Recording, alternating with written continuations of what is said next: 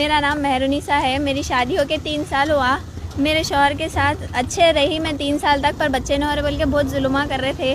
दवाखानों में बताया, बड़े बड़े इलाजा कराए, डॉक्टर्स बोले भी ये सब इलाजा नहीं कराना, इनकी जान पे बात आती, कैंसर हो जाता बोले। फिर भी उन्होंने सुने, डॉक्टर्स के पास ट्रीटमेंट कराया, डॉक्टर्स बातें कर रहे तो भी नहीं, झूठे बातें आप दिल से लगा के बोल रहे बोले। और ये सब फिर भी मैं सहरी थी, पर उनके भाई गलत नज़र डाले। एक भाई जिसका नाम सैयद नियाजुद्दीन है, उन्होंने तो 1 साल पहले घर पे आना, हाथ पकड़ना सबको कि मेरी वाइफ का जो है ना शादी से पहले जो है एक्स्ट्रा मैरिटल अफेयर था बच्चे के साथ, और उन्होंने किसी और से मोहब्बत करते थे, फिर भी मेरे से उन्होंने शादी करे, और उनके माँ बाप को भी मालूम था इस चीज़ के लिए, और इसीलिए मेरी शादी करे। और इनके माँ बाप को कई खुद एक नहीं 2 खुद पकड़ा मैं इनको, अगर बच्चे के साथ एक्स्ट्रा मैरिटल मैं फ़ोन पे भी चेक करा तो फिर भी उन्होंने माफ़ी मांगे तो माफ़ कर दिया।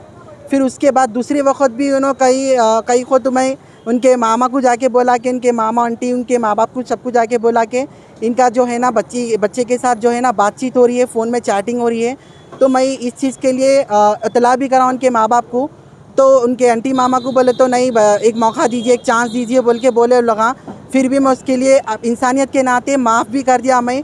और उसके बाद में फिर भी उन्होंने तीसरी बार जैसे है ना वो बच्चे से बात करे, फिर वो करे उन्होंने। और इस चीज़ पे हुआ कि, और मैं ये बताना चाह रहा हूँ सबको आपको कि मेरे पास कॉल हिस्ट्री भी है, कॉल रिकॉर्डिंग है, और मेरे झूठे इल्ज़ाम लगाए मेरे ऊपर।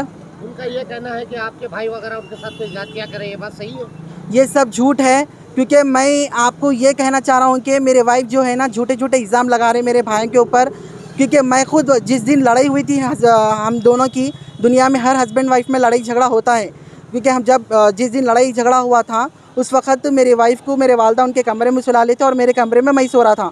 तो उस वक़्त क्या हुआ बोले तो मेरे भाई जो है ना कहाँ लड़ाई फिर लड़ लेते बोल के उन्होंने आके देख रेख कर रहे थे। उस वक़्त मैं भी आके कमरे में सोआ बाजू मेरी वाइफ के। फिर मैं देखा तो उन्होंने लाइट मार के टॉर्च करके देख रहे थे कुछ। नहीं, तो ये बताइए आपको 3 साल में आपको बच्चे नहीं हुए, इसकी वजह क्या है? बच्चे न होने की वजह ये है कि मैं मेरी वाइफ जो है ना बच्चे न होने के गोलियां खा रहे थे। उनका ये कहना है कि आप उनको ज़बरदस्ती ले जाकर दवा दारू करवाते थे। ये सब जो है ना हम दोनों की मर्ज़ी से था, हम दोनों डॉक्टर को बताए थे। ये गलत है, ये सब झूठ है कि बेइल्ज़ाम मेरे ऊपर लगा रहे। मेरे पास डॉक्टर के रिपोर्ट्स भी है, मैं आपको रिपोर्ट्स भी बताऊँगा कि मेरे पास जो है ना रिपोर्ट्स भी है, पूरा सबूत के साथ मैं आपको बताऊँगा। क्योंकि जो डॉक्टर के बेस्ट गैनोलॉजिस्ट के पास बताया मैं, विरिंची हॉस्पिटल में डॉक्टर दुर्गा है, उन्हें विटामिन्स के मल्टीविटामिन्स के टैबलेट दे रहे थे। मेरी वाइफ को पीसीओडी का प्रॉब्लम था, जिसके वजह से उनको कंसीव करने में प्रॉब्लम हो रही थी।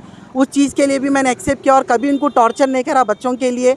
और मैं सब्र करा और पेशेंस करा और मैं अल्लाह पे भरोसा करा। और ये भी बताया मेरी वाइफ को सब्र करने के लिए कहा। और जब सामान देने के बहाने बुला के उन पे अटैक करे आपकी फैमिली वगैरह बोल के। नहीं, ये सब झूठ है। और एक्चुअली बात मेरी वाइफ को खुला होना बोले थे, उनका एक्स्ट्रा मैरिटल अफेयर चल रहा था बच्चे के साथ, इसलिए उनको 3 महीने का टाइम भी दिया था मैं। और उनको बहुत कन्विंस करा और अपनी तरफ से मैं बहुत कोशिश करा के मनाने के लिए। और इवन मैं ये अनीस फातिमा बोल के है, जिसके वजह से कई बच्चियों की ज़िंदगी बर्बाद हो रही है। जो ऐसे नॉन ऑर्गेनाइजेशन जो प्राइवेट जो काले पत्थर पे रहते हैं, उनका नाम अनीस फातिमा है, जिसके वजह से कई बच्चों की ज़िंदगी बर्बाद हो रही है। मैं आप सबसे गुजारिश करता हूँ, ऐसे जो चंद पैसों के लिए बच्चियों की ज़िंदगी बर्बाद कर रहे हैं, विदाउट काउंसलिंग के अलावा मेरे को प्रेशराइज़ कर रहे थे कि खुला दियो बोल के।